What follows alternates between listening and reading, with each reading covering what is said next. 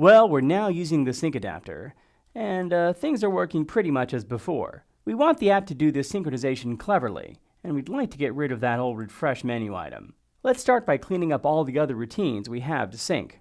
So we certainly don't need any of this other stuff like fetch weather task, or all this stuff we did in Sunshine service. And we'll want to clean up the manifest accordingly.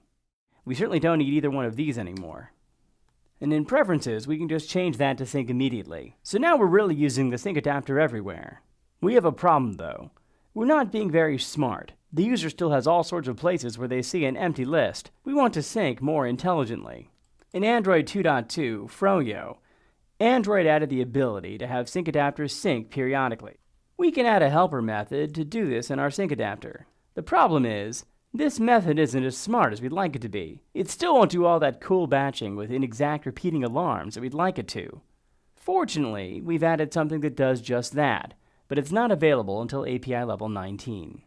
Taking advantage of flexible time to do inexact repeating alarms.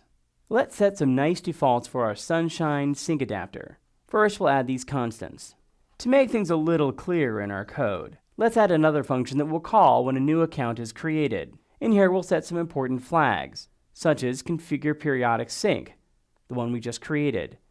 Set sync automatically, without which our periodic sync will not be enabled. Since we're just starting off, let's do an immediate sync. Then we can call it from a strategic place in get sync account. Finally, we can make the interface to the world a little bit cleaner by adding an initialize sync adapter function that simply makes sure that an account has been created. And now inside of the main activity in the onCreate, we can just make a call to that new function. And it'll make sure that the parameters of our sync adapter are set up correctly. Let's see if this has any impact on our emulator.